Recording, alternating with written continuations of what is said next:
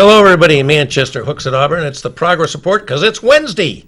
A beautiful Wednesday in July. It was nice today, wasn't it? Oh, it was Beautiful. gorgeous. I did a nice trek on the rail trail with my little doggy, and it was just delightful. Felt really good. Extra spring in your step. Wish I was there, Bob. I wish you could have been, Mike. We would have enjoyed your company. But in any event, we are back today with one of our many outstanding people seeking to be the next congressperson for Manchester and the Congressional District 1, which is basically the eastern half of the state. And a major city, of course, is Manchester, but it includes Portsmouth, Laconia, Berlin, and lots of places in between. And our guest today is a person with a distinguished and rather remarkable record, and he's going to have to find a way to break free from the crowd of candidates. And we're going to give him every opportunity to do that. His name is Lincoln Soldati. As always, we hope you will call in and join us. So we welcome our callers at 640-3091. Participation would be very welcome. And as you know, we have a new tradition on the show. Well, it's not that new anymore. How long has it been going, Mike? 18 months now, huh? 18 months, and we're really having fun with it, are we? I have fun with it sometimes. I'll call the POTUS report and the progress report, and we're gonna start with that, and I may have a little add on that, and then we'll get to Lincoln and let him introduce himself to our viewers. Well, sure, Bob, let's swing into it. I've got a couple stories I wanted to bring to folks' attention. The first one really is I'm bringing up just to showcase a website I talked about, I think, last year, that I'd like folks, progressives who are trying to pay attention to what's going on behind the scenes, to what's actually getting done in Washington that's impacting people here in New Hampshire on a daily basis.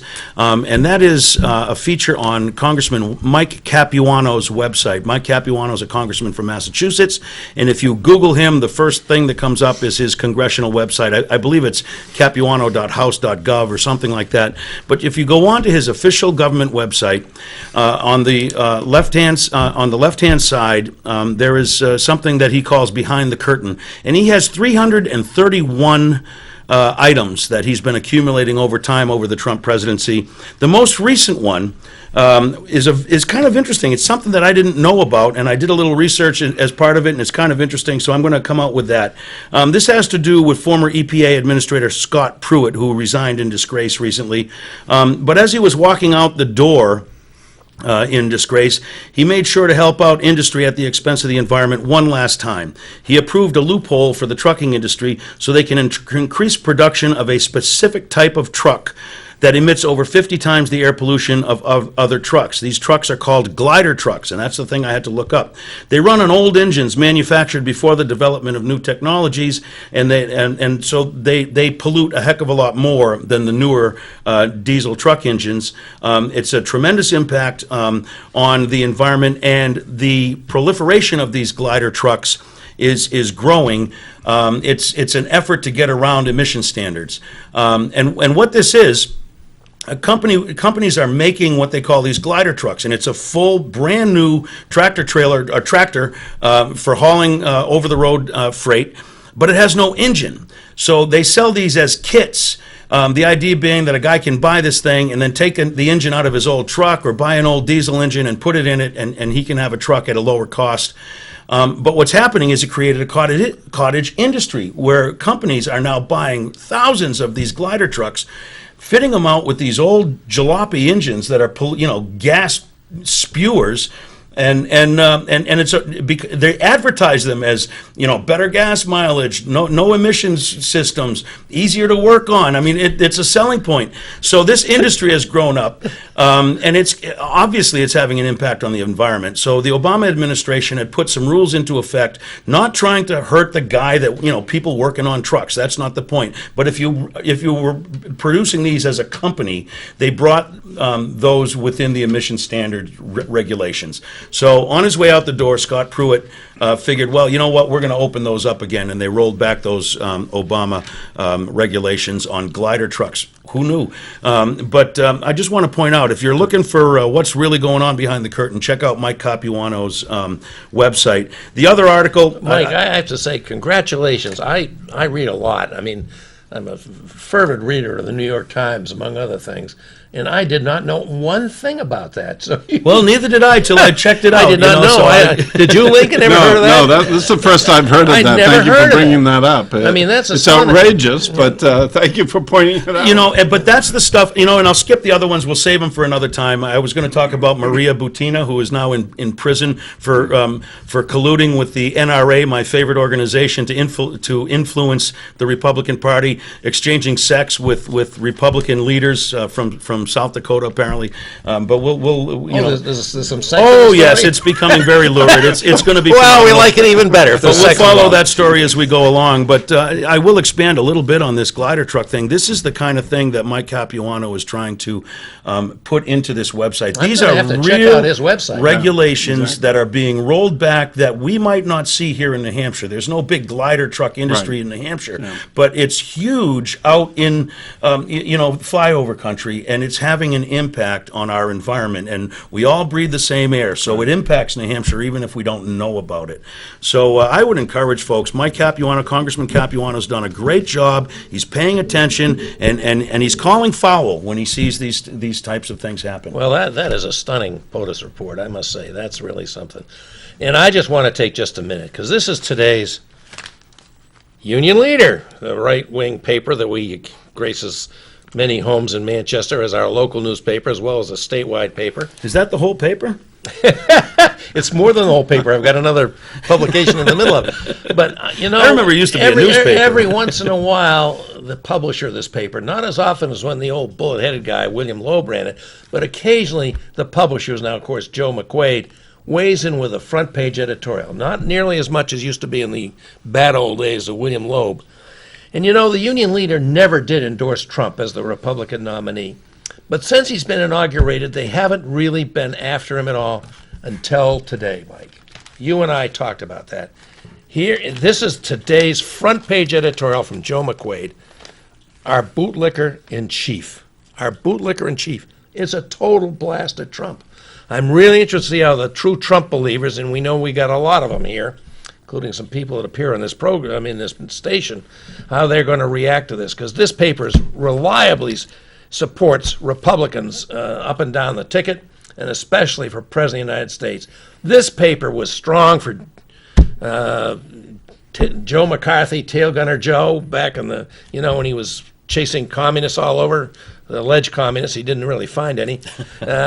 This paper has been, they were very pro-Nixon.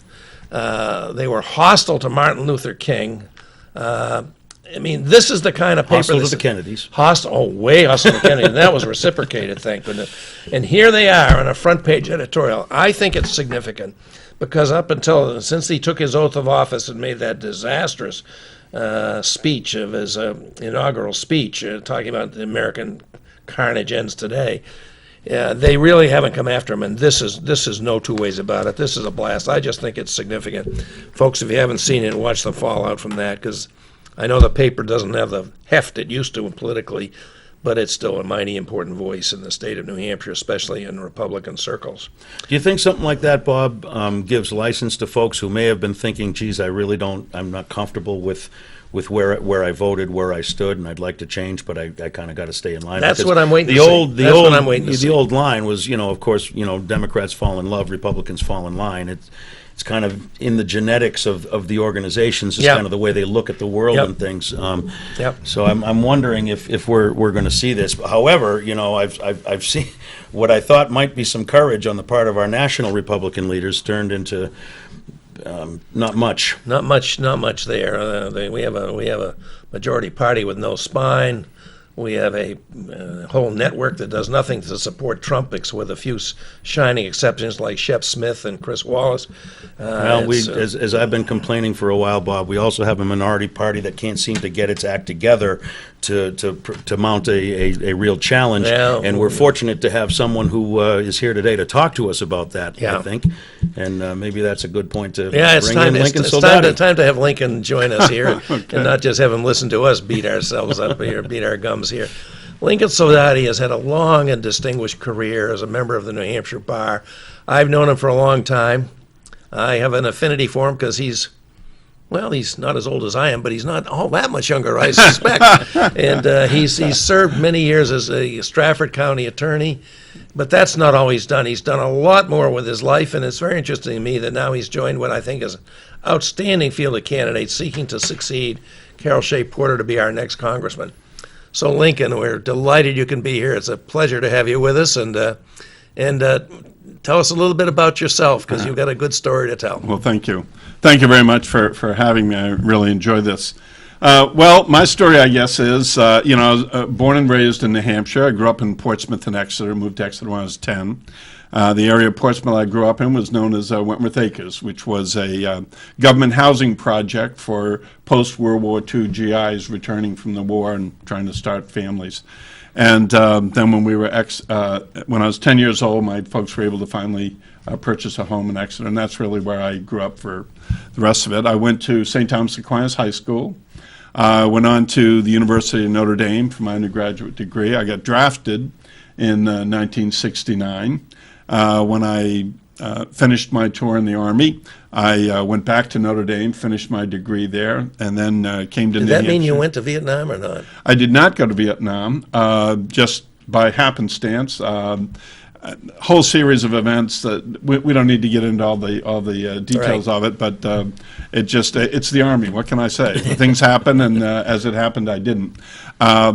But did my tour, my 2 years, and got my honorable discharge, and then went back to the university, finished up on the GI Bill, then came back to New Hampshire to go to law school. At that time, New Hampshire's first law school had really just opened. I was in the second class. Got my law degree. When I got out of law school, I spent a year at police stands and training. And then I hung a shingle in Concord for a couple of years, and then Joe Netto, who at the time had a law practice in Dover, gave me a call and asked me to go to work for him. And he was somebody I had great admiration for as a lawyer, as many things. He was a man I'm very proud to know. And became a Superior Court and then a Supreme Court he judge. He was appointed to the Superior Court and then eventually to the Supreme Court. That's right. And when he got appointed to the Superior Court, he sold his practice, and I sort of went along with the furniture, And but then shortly after that, Freddie Catalfo, rather well-known, sort of iconic. And colorful character. Colorful character. They broke the mold with Freddie. One of the great New Hampshire characters. Wonderful man. And he had more pictures on his wall than anyone I've ever. Yeah, exactly. So Freddie approached me and he said, you should run for county attorney. And this was in Stratford County. And I said, okay, what do I do? And he literally laid out the plan. He says, well, this is how you do it. Because he had been county attorney like in 1948, 49, something like that, or late 40s, early 50s. Correct me if I'm wrong. Those were the days when it was like everyone would step backwards and whoever was left in front would be. Am I wrong about that? Because Are you talking about Freddie's day? No, but I've heard the legends that, back in the day, the county attorney was something everybody took turns. Well, I don't know. I don't know about that because that was before my day. Yeah, okay? I'm talking about way back. Yeah, no, I don't know about that. But anyway, he said, hey, this would be a great thing for you to do. It's a great way to learn trial work, which was my main interest, was being a trial attorney. And he said, you'll never do anything where you'll do more trials than as county attorney. I said, all right, well, let me give it a shot. And I ran in the primary against the incumbent. And to everyone's surprise, including myself, I won. I won the primary. And then once I won the primary, I felt fairly confident because it was a Democratic county at the time. And then I went on to win the general. So suddenly I found myself county attorney.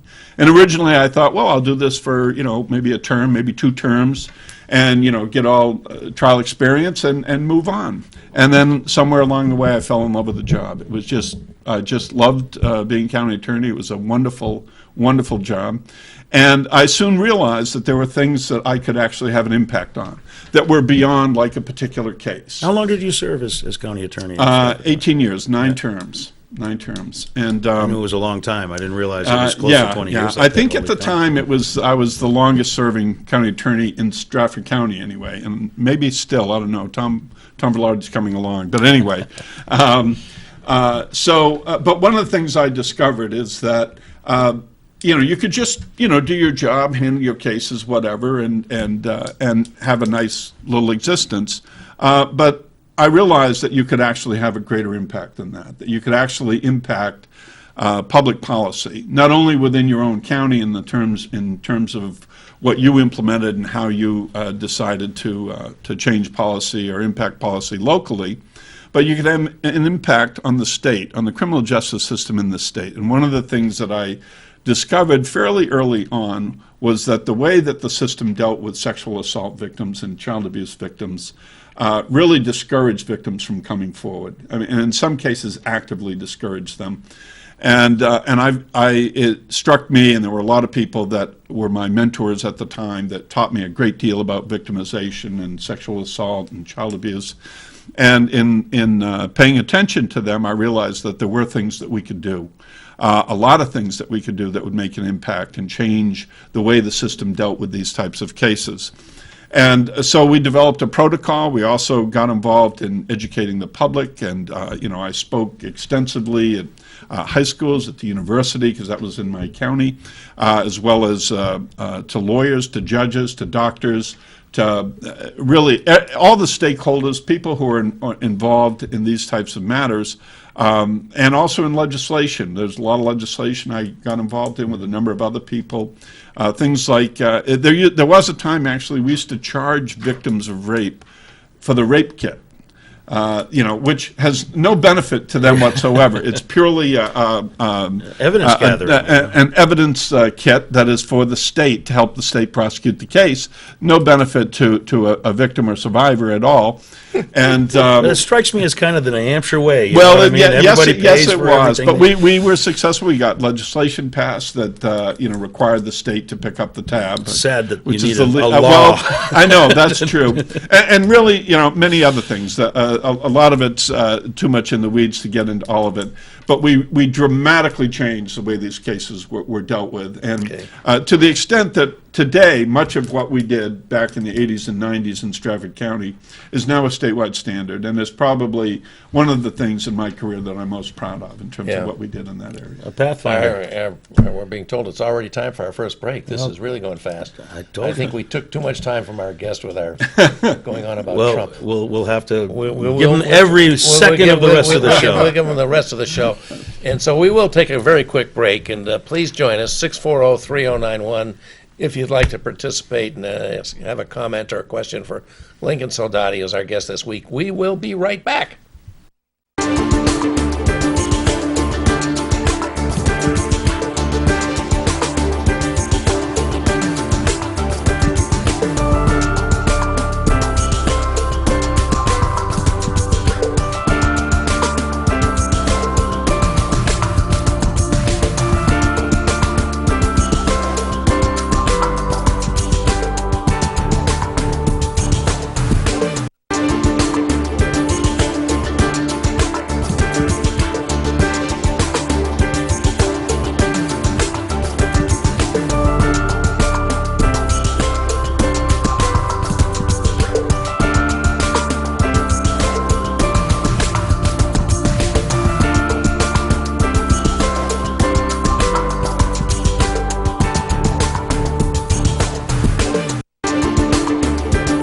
Okay, this is the progress report for this Wednesday in the middle of July, and we are glad to have with us as our guest Lincoln Soldati, who is one of many excellent candidates in the Democratic field for succession of Carol Shea Porter as our congressman in Congressional District 1. And he's telling us about himself and about his rather amazing legal career, which is largely a trial career, a career as a county attorney. That's the prosecutor for Stratford County for, we've now learned, 18 years, but there's a lot more he can tell us, and he's been telling us about some of the things he did other than just, trying cases for the prosecution so that the criminals, upon conviction, justice was served. And so go ahead. We kind of cut you off. You were talking about... No, that's fine. I think one of the other things that when I was still a prosecutor, I was the only prosecutor in the state that testified for the repeal of the death penalty. And, really? Yeah, and the That is a legisla- unique position because law enforcement and that side of Well, the a lot of equation it is, but very not all of it. typically, But yeah. Well, and people thought that that was that politically that would be bad for me. But my view was that wasn't important. This is how I felt about the issue, still do, and that was when the legislature, for the first time, passed the repeal of the death penalty, and we had a governor at the time that unfortunately vetoed that legislation. And I of regret course- to say it was a Democratic governor, too. I know. Hurts. And then, of course, we have deja vu all over again, as Yogi would say, right? So we just had that happen again, which is unfortunate. But, so that was a position that most prosecutors did not take, and I was very proud to hold that. I also... What was yeah. the basis of your position? If I could just scratch a little bit deeper, was it that it's not a deterrent? Well, we know it's not a deterrent, but I never thought that was much of an argument anyway. And most people actually conceded that that's the case. But to me, it came down to what is the role of the government, and I never felt that government should be in the business of killing its own citizens. And I think that that's too much power to give government. That's the simplest form of doing that, and it's a very long discussion, so I won't go too far into it. But the bottom line is that I just don't think the government should have the power to kill its own citizens. Thanks for your answer. Anyway, so when I left the county attorney's office, I became a defense attorney, which I did for the remainder of my career. I ended up at one point going to Palestine, going to the West Bank, and mentoring Palestinian public defenders, which is an incredible experience I had. Although what I learned there was they didn't really need me. They were brilliant lawyers, but I learned a great deal about what it meant to be a Palestinian and live the life they live, which frankly I did not fully understand, and I think primarily because I'm an American. I didn't understand it because I was not exposed to really what their daily lives were like. So that was great, a great experience. I also went to Standing Rock. Actually, it was after the last election. I went out to Standing Rock in North Dakota to spend some time with the Sioux Nation to help fight for their water rights. Unfortunately, that did not end well either. Well, it was a disastrous. One of the disastrous results of the last election was exactly that. That's right. Because Right. President That's Obama right. was ready to support the Native Americans in That's their right. in their fight to protect the quality of the water that they have. Yeah, well, in fact, the Army Corps of Engineers had rescinded the certificate. And this happened actually while I was out there. And the same day that the Army Corps of Engineers rescinded the certificate allowing them to build it, the company, DAPL, the company for the pipeline, actually sent a letter to the chief of the tribes that same night, midnight. They delivered it at midnight. Everyone was celebrating. We thought this was a great thing to happen. And the company basically said, we don't care. We're going to go ahead anyway. And even though they would be now fined a significant amount of money per day that they were in violation of it, it was the cost of doing business for them. Didn't matter, So it was a short-lived victory. And then, of course, with what actions that the Trump administration took shortly after that, they basically bulldozed down the camp. It was rather sad. We've been hearing loudly for the past couple of weeks, elections do have consequences, They do, which is why yes. we're trying to There's get a folks dramatic- like you And in. some of them are tragic, You some of them are tragic. And So- that's Really, why really, really folks, we tragic. have another election coming up, September and then November, so pay attention. Get ready to get out there. Yeah. So then I came back from Standing Rock. I closed down my law practice after almost 40 years, and I became an Uber driver. And and some people say, well, why an Uber driver? Well, one of the things that I learned from the Sioux, they have this concept called be of use, to be of use. And so when I came back and after I closed my practice, I thought, well, I got to do something. I want to feel it. And what I like to say is if you've ever been in Portsmouth, on a Friday or Saturday night between the hours of 10 p.m. and 2 a.m., you understand that being an Uber driver is providing a community service. So. And, among other things that I've done in terms of my background, I was 8 years on the Somersworth School Board. I was the mayor of Somersworth, so I've held a lot of elected, mostly local and county level positions. Nothing quite like this, though, I have to say. Yeah. And, and after I retired from my practice, I, paid attention to what was going on, and I just felt that, we were losing our country, quite frankly, and losing our democracy. And then when Carol announced she wasn't going to run for re-election, I felt I can be of use. This is something I can do. And that really was the impetus for my deciding to run for this position. Wow. Yeah. I think that's just an incredible life story you've got there, Lincoln. I'm in awe of all the things you've done. Some of you I've heard you talk about for us. I learned some here tonight. You know, to be the first prosecutor come out against the death penalty, that's pretty unique. To go out and be with it was the Sioux Nation, was it? That was Yes. principally at Standing First Rock? time that all 7 tribes had been together since the Battle of the Little Bighorn. Oh, yeah. Which, by the way, they referred to as the Battle of the Greasy Grass. I don't know why, but that's just what they did. Oh, interesting. Yeah. Yeah. And I know, I don't know if you want to tell a story, maybe you don't, but I do know that you had occasion to be called into Hillsborough to prosecute a case against a Manchester lawyer when our local county attorney, a wonderful gentleman named Peter McDonough, felt that he should not do it because of the connections we have, in our state, even in Manchester, our largest city. It's still a pretty small community in the legal community, and you stepped in and you prosecuted a lawyer in Manchester whose father was a very prominent, active person in the community. Right. Beloved, as I And understand. beloved. Yeah. He'd been a chairman of the Very city sad Democrats, case, and that was a tough thing to do, but you did it, and you did get the conviction that the evidence warranted. Yes, I was honored because I have great respect for Peter McDonough. He was one of my heroes back then, and when he asked me to do it, of course, I agreed to do it, and I understood his need to step down from it. And we actually tried that case 3 times. Really? Well, the first trial there was a mistrial because of something somebody said on the stand. Then we got a conviction, and then the case was reviewed by the Supreme Court, and they reversed it. And then, as we began the third trial, in the middle of the trial, the defendant pled guilty. So, and ended up serving time and so forth. But yeah, that was a tragic case on many levels and unusual, to say the least. There weren't many lawyers that were being prosecuted for sexual assault back then. So, And that's what this was, of course. it was.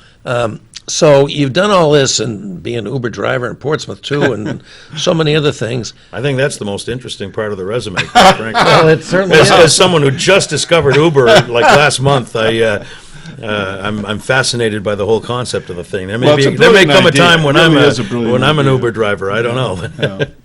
You'd probably enjoy that. I think I might. You just might get to meet all sorts of people.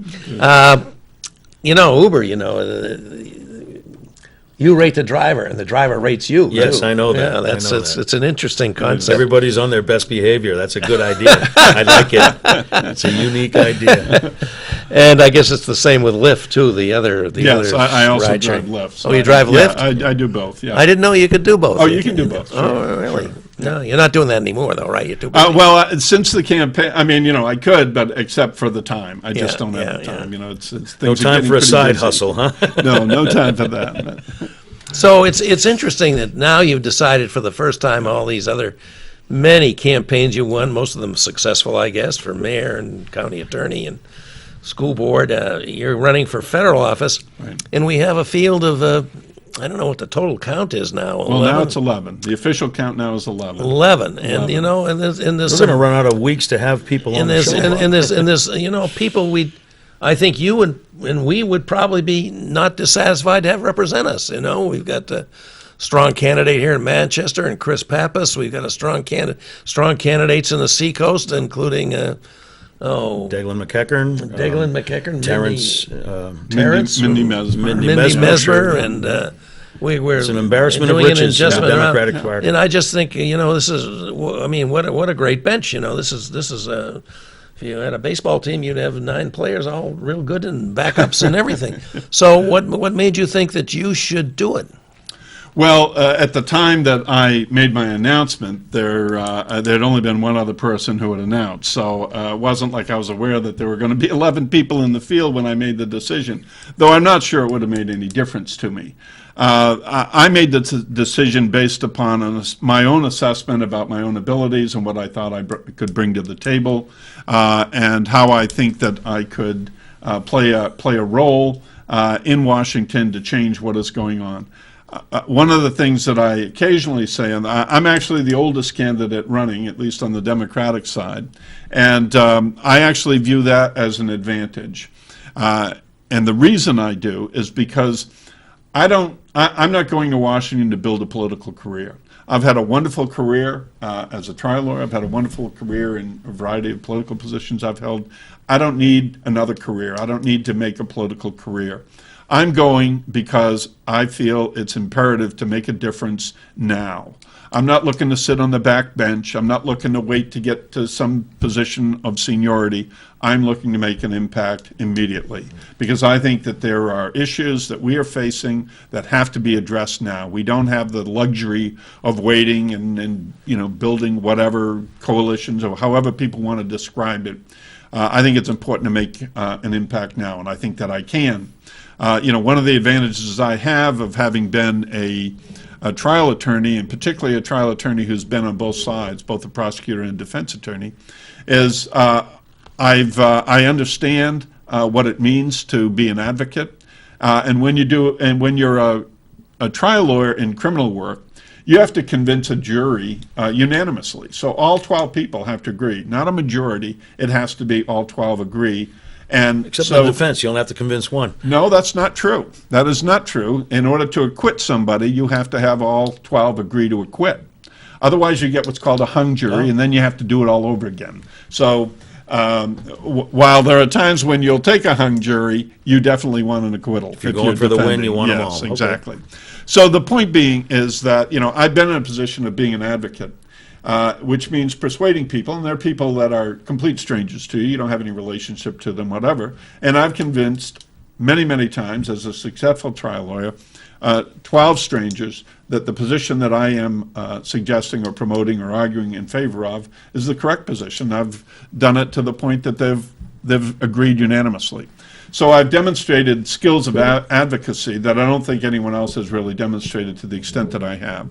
But at the same time, also, you have to be able to compromise when it's appropriate, either as a prosecutor or a defense attorney. There are times when, it is appropriate to reach an agreement. So I've negotiated cases as well on both sides of that issue. And I think the most important thing of all is to understand that there are times when you can't compromise, that you have to stand on principle. And that's when you decide to go to trial, whether as a prosecutor or a defense attorney. And I think the same thing applies when it comes to legislation, when it comes to dealing with issues in legislative bodies.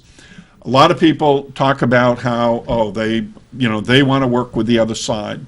And I think that's great if there's an opportunity to do that. But I think to start off talking about negotiating or compromising or whatever is to ignore what in fact has been happening in Washington. Mitch McConnell wasn't in a mood to negotiate when he decided to steal a Supreme Court nominee from President Obama. Paul Ryan, when he decided, somewhat arbitrarily, and despite the fact that there were votes to pass it, when he decided that comprehensive immigration reform would never get a hearing in the House of Representatives, notwithstanding that a majority of the House of Representatives supported the bill that was passed bipartisan by the U.S. Senate. So the idea that Washington is like the New Hampshire legislature, it is not. I know many Republicans. You can't live in New Hampshire without knowing a lot of Republicans, frankly. I've known Republicans all my life. Many of them are friends of mine. And there are many Republicans in New Hampshire that I would have no difficulty sitting down and negotiating any number of issues with. But what is going on in Washington is different than what's going on in the New Hampshire legislature.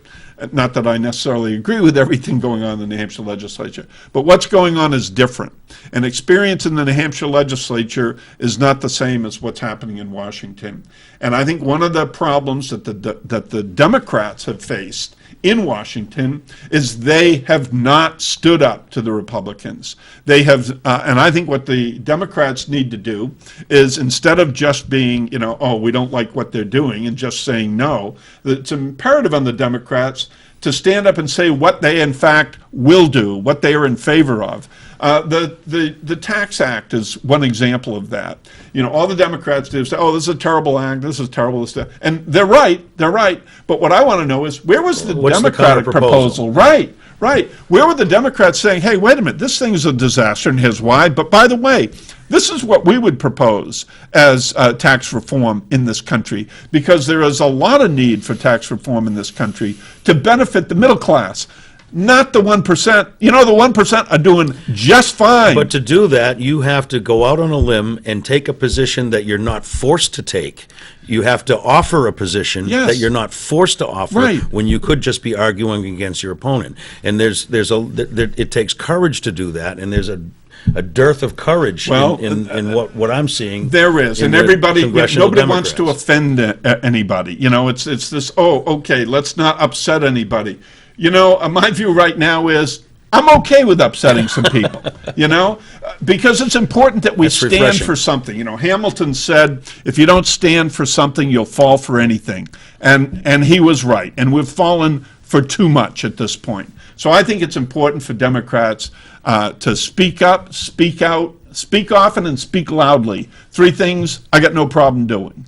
So, you know, that's my beef with the Democrats, is they're too timid. You know, we do not need more meekness, more timidity.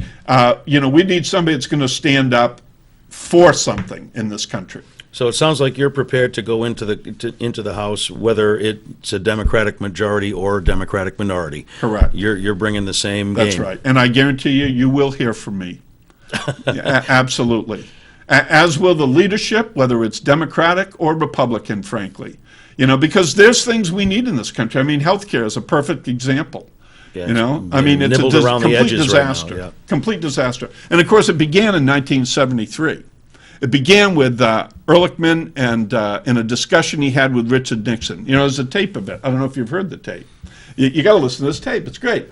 It's Edgar Kaiser had a conversation with John Ehrlichman. John Ehrlichman was an aide to Nixon, right? Chief Domestic Advisor. Chief Domestic Advisor, exactly.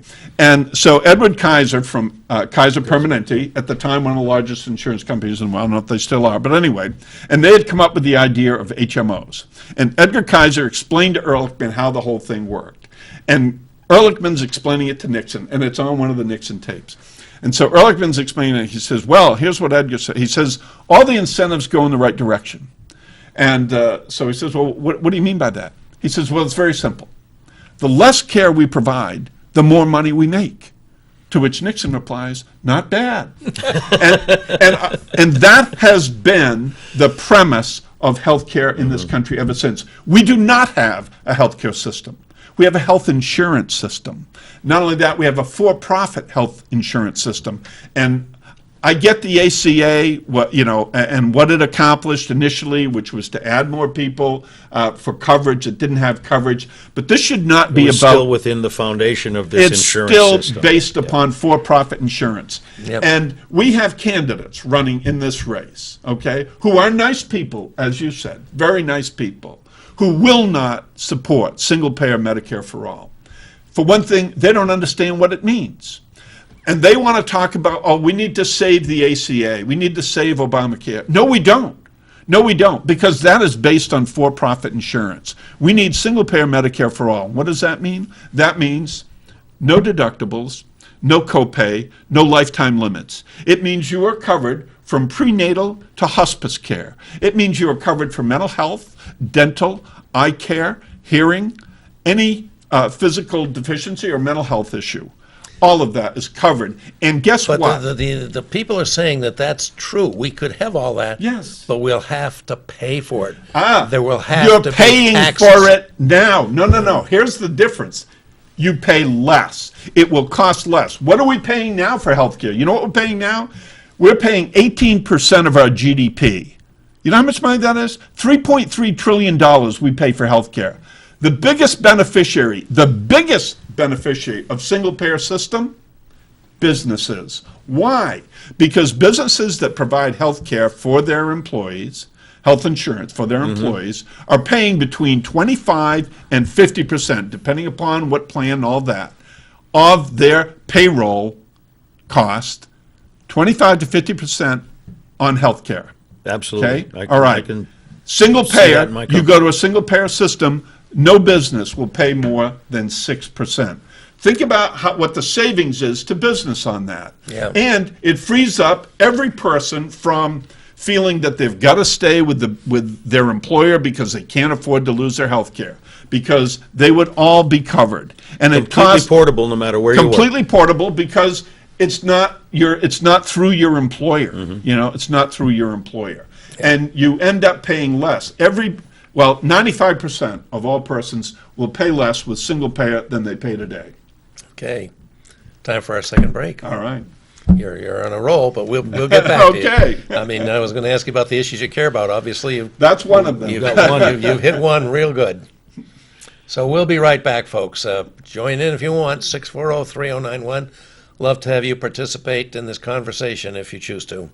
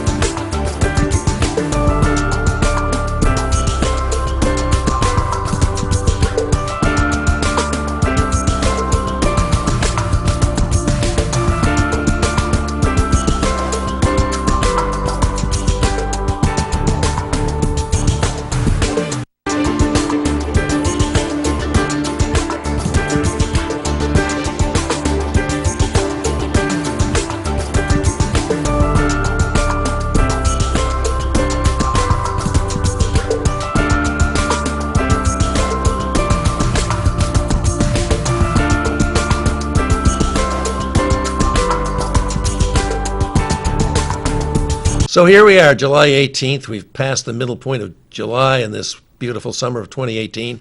Hard to believe. And if you're just joining us, we are pleased to have with us as our guest this week Lincoln Soldati, who's got an amazing resume he's talked about. We won't go over that again. And now we're beginning to get into the issues that motivate him to want to be our next congressman for the 1st Congressional District, which of course includes Manchester and our viewing area and most of the eastern part of the state. And Lincoln has been talking to us with real passion and knowledge, I would say, about one of his major issues, and that is the healthcare system in this country. And I keep every time this comes up, I have to say, Lincoln, it's always interesting to me when I look at the National Health Service in the UK. Yeah. Where my son lives. I can't get him to come back here, but he does like the health service there. Yeah, I'm sure he does. And it's interesting, as I saying, it doesn't matter whether Labor's in or the Tories are in. Nobody ever suggests doing away with the health care system. That's right. That is not an issue between these parties. Right. Brexit is maybe a little bit here and there, a lot of places. Other things are, but not health care. Same thing in Canada. Yeah. In no other country that has gone to universal health care, and there's some wonderful examples. France has a magnificent system. No other country would ever dream of going back to letting private, for-profit insurance companies dominate our healthcare system. Right. And I just think we've got to keep remembering that. Just as we all know in this country, you want to get yourself a quick electoral trip to the ash can, suggest that we do away with Medicare for our senior citizens. And Medicare is a single-payer system, folks. And anyway. So let's go on and talk about some of the other issues that motivate you, that you care about. I know one because you see it right on your pin there. Oh, yes. And I know I've seen you marching around the federal building in support of the every first the Jericho marches that go on there. Wonderful story in Channel 9 about that tonight, by the way. And because again today, there was a march, I guess, was it yesterday? I guess there was a march around there. And they would not let the clergy into the waiting room with the people that were asked to come there being ready to maybe face a deportation, or they would not let the clergy go into the waiting rooms with those people, which seems to me unbelievable. But that's an issue you care about, because I know I've seen you there joining the marches. You want to talk about that and what you think we should do about that? Oh yeah, absolutely. I'd love to talk about that, because it's an issue that that to me is quite personal, and it's personal for a couple of different reasons. First of all, I am the grandson of immigrants. My grandfather and grandmother came over from Italy shortly after, not long after the turn of the century. My grandfather ultimately settled in Somersworth, raised 7 kids. And my grandmother was beloved in the city of Somersworth, and yet she never learned to speak English. My grandfather was a stonemason, hard worker, almost by definition, Yeah. right? His whole life, and they raised 7 kids, all who went on to do wonderful things and raise great families, everything else, wonderful contributors to their community. And yet, under the current policies of this administration, my grandfather and grandmother would not be allowed to come to this country. I like to say that unless you're a Native American or African American, you're here because of an immigrant. I don't care who you are. Unless you're, Native American or African American, you are here because of an immigrant. And not all of those immigrants came here with papers or documentation. In fact, one of the names that they used to use for Italians was WAP. Without which papers. was without papers is what it stood for. Oh, that's what it correct. meant? Yeah, That's an interesting WOP, without papers. So we certainly have a history of having immigration to this country. Indeed, it's the immigrants that built this country, that built the middle class, wave after wave. And Well, of you're, course, you're sitting right in the heart of a city that can say that all day long. Exactly. Every brick in this city has an immigrant. Even to today, all over even it. to today, that's true. That's true. But I have another personal reason as well. I am not only the grandson of an immigrant, but I consider myself to be a grandfather of an immigrant. There was a young man who left his country in West Africa after his parents were assassinated by the government. He had a very difficult trip to finally get to the southern border of the United States. I won't go into all the details. And he eventually applied for asylum, turned himself into ICE. And he was underage at the time, meaning he was under 18. But the first thing that ICE did was to forge his birth certificate and to make it appear that he was over 18. Now you might ask, well, why would they do that? Well, because the rules were that if you were over 18, they could hold you in detention. But if you're underage, they could not. So he ended up being held in detention. He got shipped eventually to Boston, then ultimately to Stratford County, where one of the facilities that services Boston is located. And fortunately, because of the city of Somersworth, which has a fairly large Indonesian population, in fact, one of the largest in the East Coast, there were many people that were struggling with immigration issues and who met this young man, and they introduced him to some of their lawyers, and eventually he was able to get asylum in this country. The city of Somersworth opened up their high school and offered him a place in the class as a junior. He, by the way, taught himself English. His language is French because of where the country he came from. He taught himself English while in detention. He was in detention for 18 months. Taught himself English with nothing but a French-English dictionary, and then any English books he could get, he would try to read one word at a time, translating word by word, and that's how he taught himself English. He's very bright. So my son, the high school had a place for him, but they needed a home for him. And I'm proud to say that my son, who lives in Somersworth, opened up his home, became his foster father, and so he now, this young man now spends Friday and Saturday night with my wife and I in Portsmouth, and he calls me Grandpa and my wife Grandma. And what a great story! Yeah, unique story for sure. Yes, but just So he did eventually get granted asylum? he did get granted asylum. Yes, because if he would returned, he would have been assassinated. His parents were killed. How long ago did this happen that he was granted asylum? A little over a year ago.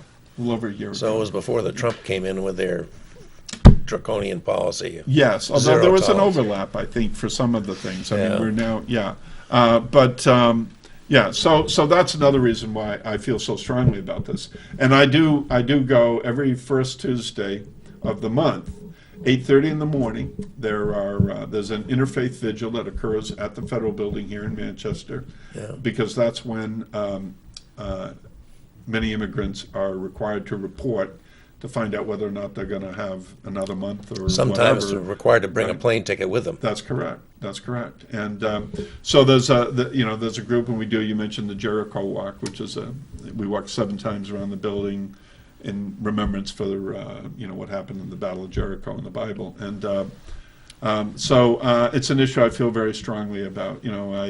I am very angry about the demonization and all the lies about immigration. I mean, the fact of the matter is, we have net immigration in this country over the Mexican border. This idea that there are just droves pouring in over and over hasn't been the case in several years now, actually.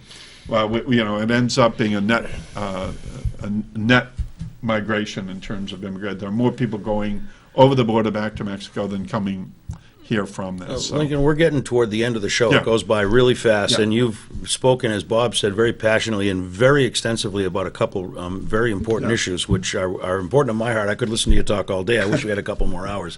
But I'd like to try something. We talked about it Sure. during the break. I'd like to try something. What I've been trying to do, I haven't gotten to all of our guests who are running for the district, but I want to run kind of a lightning round, Go ahead. some progressive issues, just to kind of Let's do it. quick response. Just where do you stand? See where you're coming from on Sure. these things. The first you've already addressed, single-payer health care. Absolutely. You're all over that. Another issue important to me, and I think important to progressives, is gun safety legislation. Yes. Where do you stand on that? Do you throw up your hands, or do you think there's things that can be Well, done? I mean, there are things that even NRA members agree we can do. So there clearly is progress we can make. We can close the loopholes. That's low-hanging fruit at this point. Everyone agrees there that criminals and people on no-fly list, whatever, shouldn't have easy access to guns. Bump stocks, nearly everyone agrees with that.